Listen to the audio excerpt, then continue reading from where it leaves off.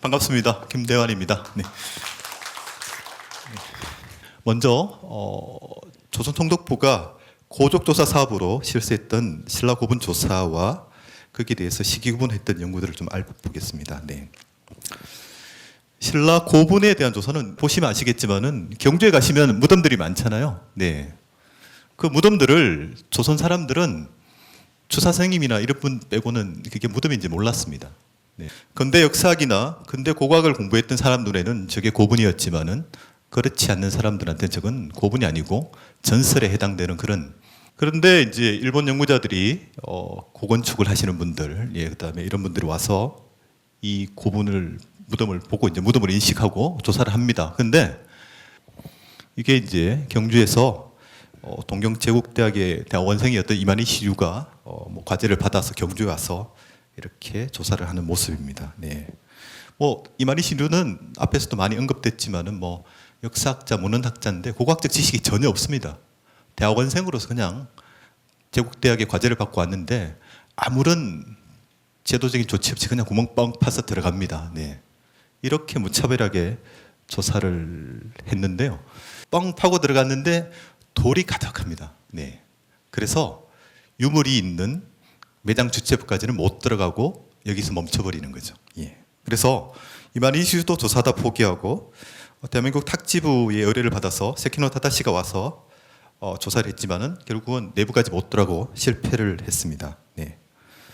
그리고 이제 경주에 들어가 보시면 이제 무열왕릉에 있는 그린 산자락의 고분들이 있는데 거기에 이제 무덤도 있어서 1909년에 탁지부의 의뢰를 받아서 야스이 세이스가 이 산에 있는 고분군은 경주의 평지에 있는 무덤하고 뭔가 다른가라고 이래서 조사를 하게 됩니다. 네. 그래서 딱 들어가 보니까 이제 여기가 태종 무열왕릉이고 뒤에 큰 무덤들이 있죠. 신라 중고기 왕릉으로 비정되는 무덤이 있고 이 능선에 이제 고분들이 되게 많았는데 이 고분들을 조사하게 되면서 유물들이 조사됐습니다. 안타깝게 유물들은 지금 도쿄 대학의 건축학 연구실에 소장되어 있습니다. 네. 경주 시내 무덤들은 파보니까 안에 돌이 가득한 적석촌 같은 거고, 예, 그 이상은 모르겠다.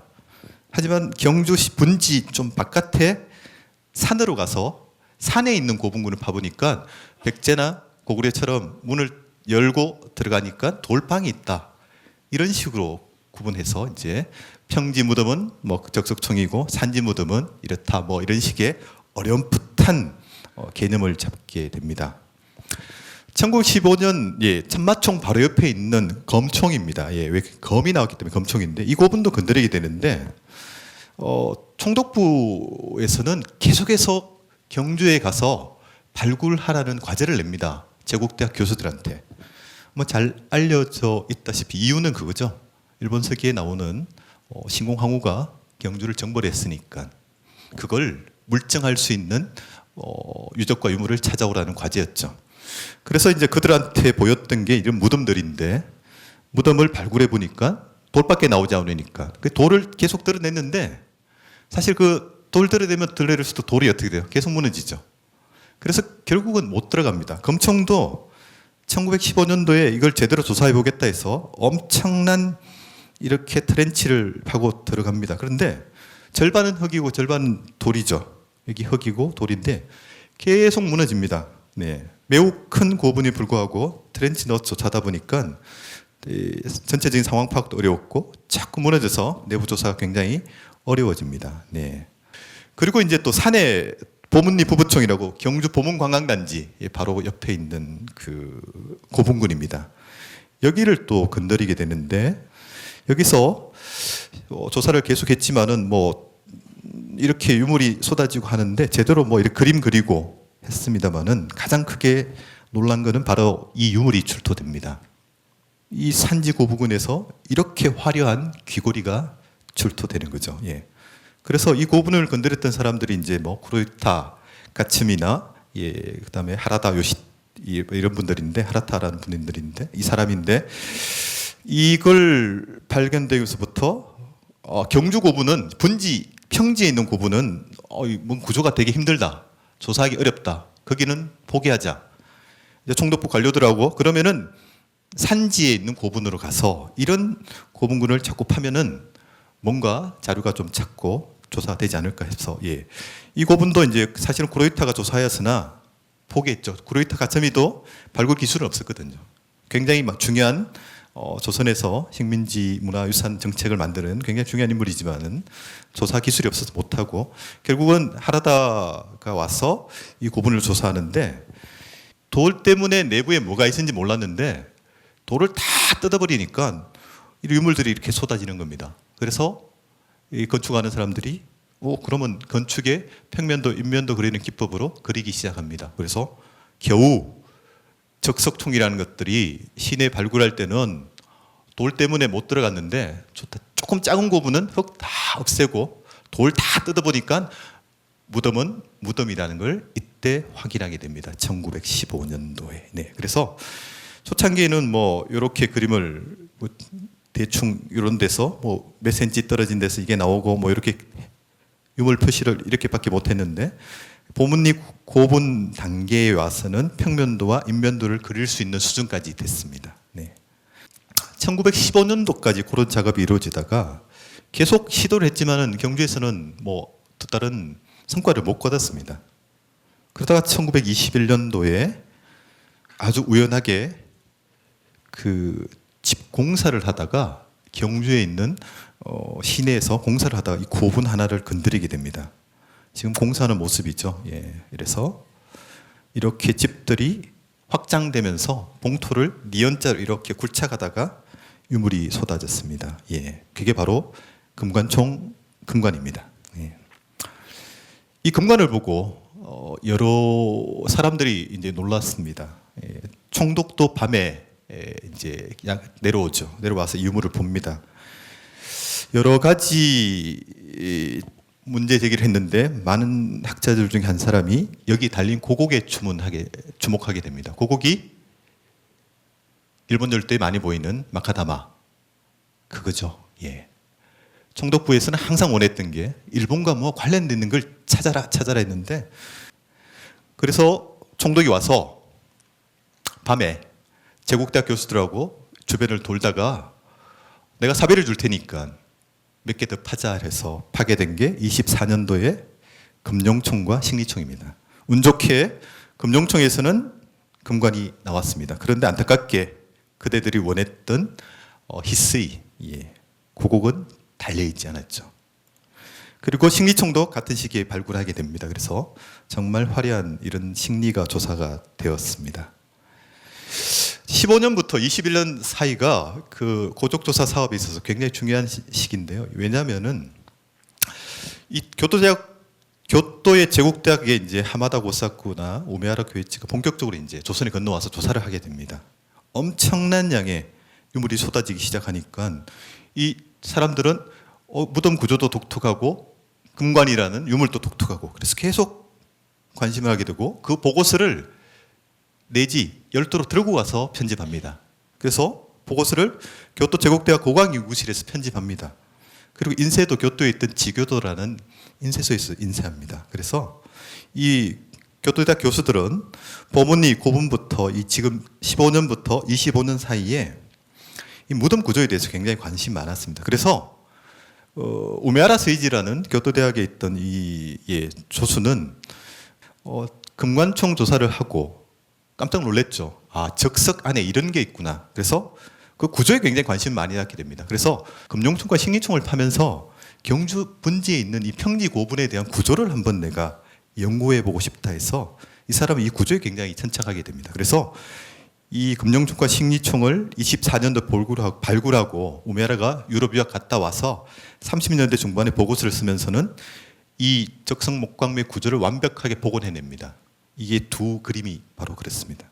이 두 그림은 광복 이후에 우리 국립박물관이 호호총과 얼령총을 발굴하고 문화재관리국에서 천마총과 황남대총을 발굴하는데 엄청난 영향을 끼친 도면입니다. 이걸 보고 이렇게 그려야 되겠구나. 이렇게 그리기 위해서 돌을 이렇게 드러내야 되겠구나를 생각하게끔 한 바로 그 도면입니다. 그래서 결국은 우메하라도 제국대학 교수들도 이 발굴하면서 가졌던 문제나 의식이나 그는 구조의 개통입니다. 계통적으로 이 무덤의 주인공은 어디서 왔느냐? 이 무덤은 평소 때 백제에도 잘 안 보이고 고구려에도 보이지 않는데 신라는 이런 무덤을 쓰는데 이 계통 뭘까?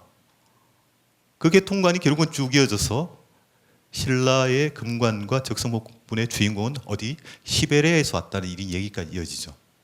그건 우리가 이제 광복 이후에 만들어내는 아젠다인데 그 얘기를 결국 우메라 세이지가 했던 얘기를 그대로 이어받아 하게 됩니다. 네.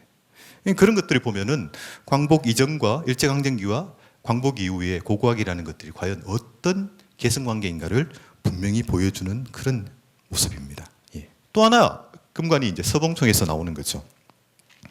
서봉총은 굉장히 좀 정치적으로 많이 활용된 그런 고분인데 사진에서 보시다시피 서해든 황태자를 데리고 와서 발굴에 직접 참여시킵니다. 굉장히 정치적인 목적으로 우리의 문화유산이 악용되고 있던 모습들입니다. 사실 왜 발굴하게 됐냐면요. 지금 경주 아시면 신경주역으로 KTX를 타고 들어가지만은 경주역이 계속 많이 바뀌었습니다. 그래서 정차장 개축하다가 흙이 모자라니까, 네. 그래서 부지에 들어가는 흙을 팔게 되는데요. 그러니까 문제가 발생하는 거죠. 공사업자들은 빨리 공기를 단속시키기 위해서는 흙이 필요한데 조사단은 유물을 조사하기 위해서는 흙을 못 주는 거죠. 흙 안에 유물이 다 있으니까.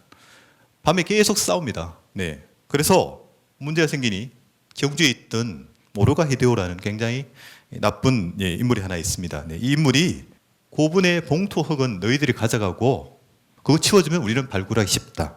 좋다. 야밤에 약속을 하게 됩니다. 그래서 잡힌 고분이 서봉총입니다. 예. 굉장히 논란이 많았는데요. 이 고이즈미 아키오의 회고를 보면은 당시 그 총독부에서 조선총독박물관 총독부, 항무국에서 고적조사 사업을 총괄하고 있었던 후지타로 샤쿠가 모로가 히데오 사이토 총독과 합의를 봐서 이렇게 하기로 결정을 내렸습니다. 나타났고 실제 끝나고 나서 이렇게 보고를 했습니다. 예, 그래서 이 고분은 사실은 쌍문입니다. 예, 여기 이게 서봉총이고 데비드총. 네. 왜 이렇게 흙이 없겠습니까? 다른 경주 고분은 발굴 끝나고 난 다음에 봉토를 다 만들어 놨잖아요. 서봉총은 왜 흙이 없겠습니까? 경주역 평지 메꾼다고 다 가져갔기 때문에 없습니다. 그래서 안타깝게 이렇게 편편하게 윤곽만 잡아놨습니다. 근데 고분이 2개였는데요. 총독부는 예산이 없어서 이 하나만 발굴했습니다. 서봉총. 그리고 당사자가 장티푸스 걸려가지고 총독부 직원이 병원에 가버려가 조사를 못 하고 있는 와중에 어떤 일이 생겼냐면은 상해 유태계 연구기는 아시아 고고미술에 관심을 갖고 있던 퍼시빌 데이비드라는 사람이 서봉총 발굴 얘기를 듣습니다. 야, 거기 금관 나왔다. 나도 구경하고 싶은데. 근데 작은 무덤 하나 발굴 못해서 나 돈 많은데 돈 줄 테니까 발굴할 수 있어. 이런 제안을 받았습니다. 예. 결국은 경주에 있던 고적조사 보존회에서 3,000행을 받아 조사하게 됩니다. 그래서 총독부 관료들이 들어가서 발굴하게 되는데 문제는 유물이 너무 빈약합니다. 쌍문에 하나는 금관이 나오고 엄청난 유물이 나왔는데 이거는 아무것도 안 나오고 토기 몇 점 나오고 끝납니다. 데이비드 총은 서봉총과 연대가 있고 유물이 너무 적고 하다 보니까 사람들 뇌리에 잊혀졌습니다. 일본 연구자와 한국 연구자는 좀 차이는 있습니다. 일본 연구자들은 역시 총독부의 제도의 변화에 따라서 시기 구분을 하고 있고 한국 연구자들은 그런 제도적인 관심보다도 어떤 연구에 도움되는 것들을 주로 구분합니다. 그래서 고적조사 획기를 좀 보면은 가장 중요한 역시 10년도부터 고적조사 시작됐고 18년도에 하마다가 고적조사 교토대학 교수가 들어가는 시점 21년도 금관청이 조사되면서 고적조사과가 독립돼서 나와서 만들어지고 그 다음에 32년부터는 예산이 없으니까 구로이다 가츠미와 후지타로 사쿠가 조선고정연구회를 만들어서 이렇게 조사하는 그런 시기가 이렇게 나누어집니다. 근데 저는 아마 가장 중요한 게 2획기가 아닐까. 왜냐하면 저는 제국주의 고고학에서 한마다 고사쿠가 조선에 와서 발굴하는 게 굉장히 중요한 게 뭐냐면 이 사람은 13년도에 3년간 유럽을 유학을 합니다. 가서 영국에서 패터리의 지도를 받아서 영국은 당시에 영국에서 발굴은 안 하고 전부 다 이 식민지에 가서 발굴합니다.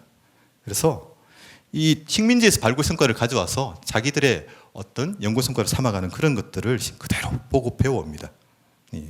그래서 하마다 이런 회고를 하죠. 조선에서의 조사 연구는 일본에 굉장히 많은 영향을 끼쳤다. 예, 의외다. 아니다. 그런데 서양을 가보니까 영국, 프랑스도 전부 이집트 같은 후진국 가가지고 유물 끌어오고 그런 어떤 기술을 배워서 후진을 양성하더라. 예, 이런 얘기를 35년대에 합니다. 그랬을 때 하마다나 그 일본의 사학자들은 유럽에 가서 이 제국주의 역사학과 제국주의 고고학을 열심히 배워왔다 그렇게 생각합니다. 그리고 21년도에 금관총은 발견되면서 특이한 게 이 조사를 담당했던 사람들이 바뀌죠.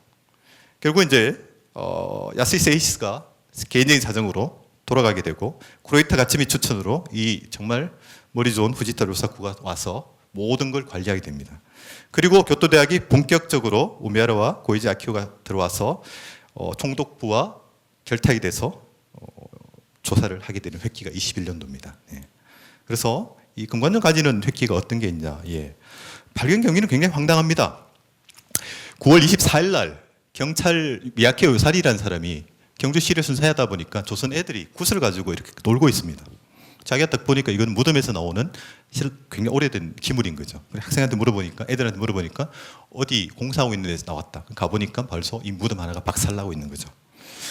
총독부에 바로 문서를 보냅니다. 근데 총독부에서는 그때까지 경주 조사를 많이 했죠. 야, 그게 뭐 조사해봤는데 아무것도 없던데 뭐 해서 기사를 보내지 않습니다.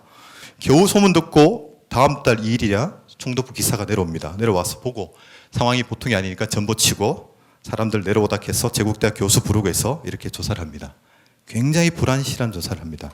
그리고 이 보고서도 어떻게 할까?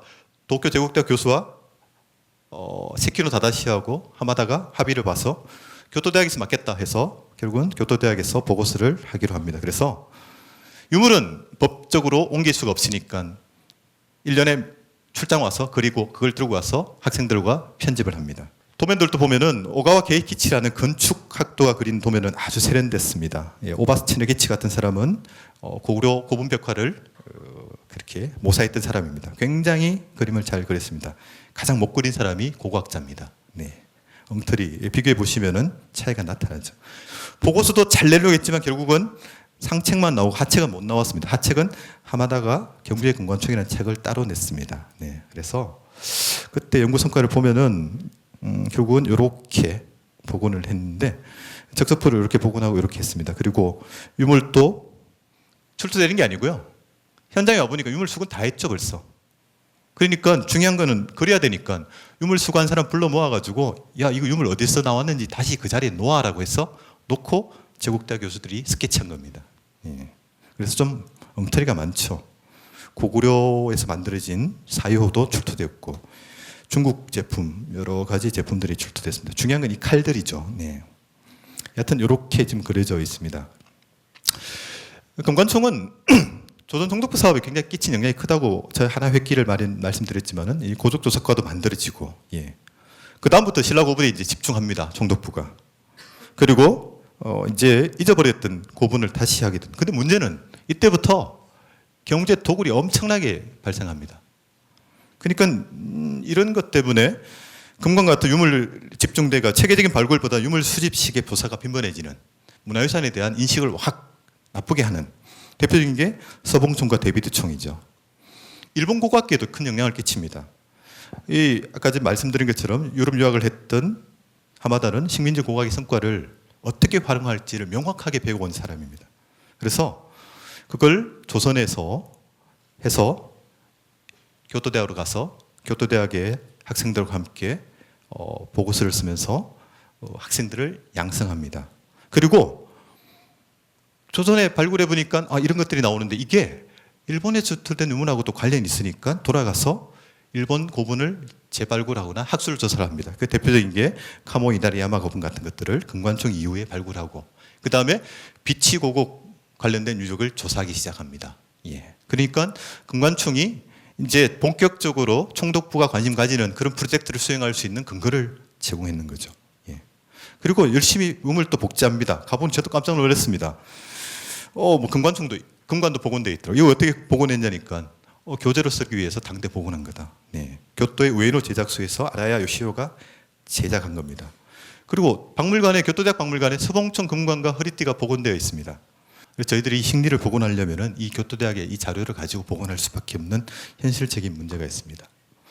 이런 상황이었는데 저희들이 이제 그 박물관에 있던 유물들을 정리하다가 이런 일이 터졌죠. 예. 금관총에서 출토된 이 녹을 벗기는 과정에서 이사지왕이라는 왕명이 나왔고 글자가 보니까 되게 복잡하고 예. 기자회견도 하고 좀 시끄러웠습니다. 근데 야, 너 광고기구 그동안 뭐 했냐?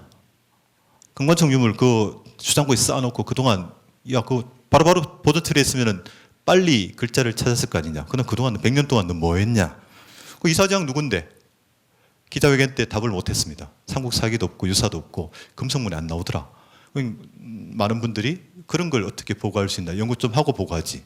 금관초의 주인공이 이사지왕이야? 라는 질문이 나왔을 때 제대로 답을 못했습니다. 왜냐하면 칼을 이사장이 넣어줄 수도 있고 차고 들어갈 수도 있고 이 부분에 대해서 답을 못 했습니다. 그래서 이걸 엄청 묻고 저희들이 조사를 해보니까 막 나오기 시작합니다. 이 다 금관총에서 출토된 유물입니다. 그래서 학술대회도 하고 예, 공개도 했습니다. 2014년도에 이렇게 일반인들한테 공개를 해서 결국 문제는 뭐냐면은 명분 주인공이 금관총 주인공한테 연구는 중요한데 주인공과 이사지간 관계 명하지 않고 왜 그랬냐 보니까 일제강점기 때 수습을 엉망을 했다. 그렇기 때문에 그 부분에 대한 어떤 문제가 필요하다. 수습 조사를 재검토하고 발굴을 다시 하고 부장품을 다시 보고하라는 과제가 떨어졌습니다. 그래서 2015년도 제가 경주에 가서 죽을 똥 살똥 땅을 봤습니다. 일제강점기 자료부 다시 조사했습니다. 예, 총독부 공문서 조사하니까 대령 10년도에 미야케 요산 경찰서 근무하는 미야케 요산이 어떻게 유물이 출토됐고 이 기록을 남겼고 그 다음에 경상북도에 어떻게 보고했고 오사카 킨타로라는 유물 수습에 참여했던 사람이 이렇게 기록을 남겼습니다. 그리고 금판 사진을 쭉 찾아보니까 이런 원래 금관총 봉투가 살아있던 사진도 찾게 됐고 공사 직전의 상황. 예.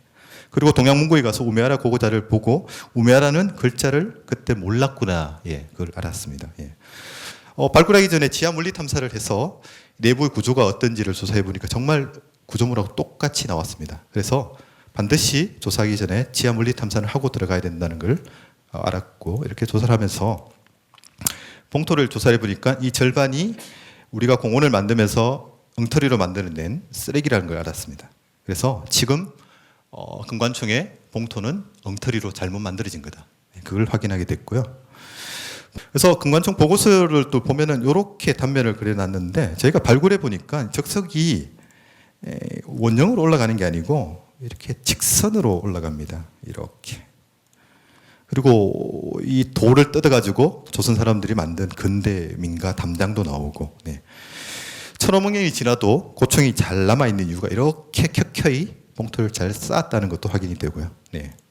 가장 큰 문제가 이 적석부였습니다. 적석부가 여기가 고분이 있었던 자리였는데 완전 박살이 나버렸죠, 공사로. 보시는 흠이 보이겠지만은 나무라는 비계틀로 적석부를 다 사 올렸다는 게 다시 한번 확인이 되었습니다. 네. 그래서 이런 기둥 자리들도 확인이 되고, 예, 수직 기둥들. 저희가 이 돌을 선마총 안에 들어가는 그 적석부 안에 이 돌들은 어떻게 쌓았는지를 결국 나무로 다 이 틀을 짜고 이 나무 상자 안에 돌을 채워서 올렸구나를 이제 복원하게 되었고, 목곽도 그렇습니다. 이렇게 조사를 쭉 해보니까 사실 이 부분이 뭐 유물이 나오길래 저희들은 여기가 금관이 나온 자리인 줄 알았는데 알고 보니 비석을 세웠던 자리였습니다. 그래서 다 뜯어내니까 그 밑에 이 흔적이 나왔습니다. 그래서 조사원 있는 거 보면 규모가 어느 정도 아시겠죠. 네. 그리고 이 규모에 대해서 저희가 좀 알게 되었고 실제 유물 나온 상황을 이렇게 놓아 보니까 구조는 이런 구조. 목관이 있고 곽이 하나 있고 외곽이. 그러니까 곽이 두 개였다는 구조. 일본 사람들은 이 내곽의 존재를 몰랐습니다. 그래서 복원을 하게 됐는데 가장 큰 문제는 유물입니다. 예. 이런 왕명이 새긴 유물이 수습되지 않았다는 거. 보존 처리를 하니까 이사지왕도라는 게 있고 뒤에 십자가 있습니다. 2013년도 발견된 것과 동일한데 도자가 추가돼서 이 칼의 주인공은 이사지왕이 명확하다는 것은 밝혀졌습니다. 그리고 칼의 위치를 복원하게 되었는데 마지막 칼 하나 끝이 없었어요. 그래서 이 칼을 찾아가지고 붙여보니까 따가닥 붙습니다. 왜 이것만 수습하고 이것 수습 못했는지. 이 유물은 상부의 쓰레기에서 나왔습니다. 쓰레기를 수습하는 정리하는 과정이 나왔고, 예. 그리고 더 문제는 요 내부만 조사하다 보니까 이 바깥을 조사하다 보니까 이렇게 금귀고리들이 막 쏟아지기 시작했습니다. 예. 이 귀고리는 아직까지 신라에서 출토된 적이 없는 독특한 형식의 귀고리입니다. 그리고 노만글라스 편도 나오고 똑같은 편이 김해 대성동 고문에서 나와서 되게 흥미로운 자료가 됩니다.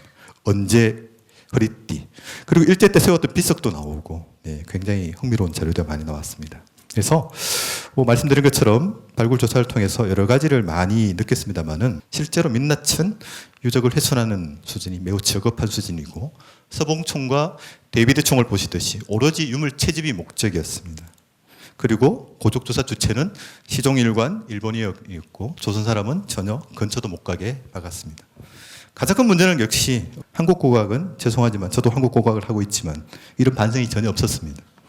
지금 우리들이 갖고 있는 모든 문제 제기가 적석분이 어디서 왔고 어떤 계통이 있고 유물을 연구하고 하는 것들이 사실은 한반도에 건너왔던 일본 제국 관료들이나 교수들이 고민했던 문제들을 우리는 비판 없이 그대로 지금 갖고 있습니다. 만약에 그때 우리가 발굴했다면 지금과는 전혀 다른 문제 제기를 했을 것이고 광복 이후에 좀 더 비판적인 과정을 좀 거쳤다면 오늘날의 문제 제기와는 다른 좀 더 과학적인 고고학을 할 수 있었을 거라 생각합니다. 네, 방포 이상으로 마치겠습니다. 감사합니다. 네.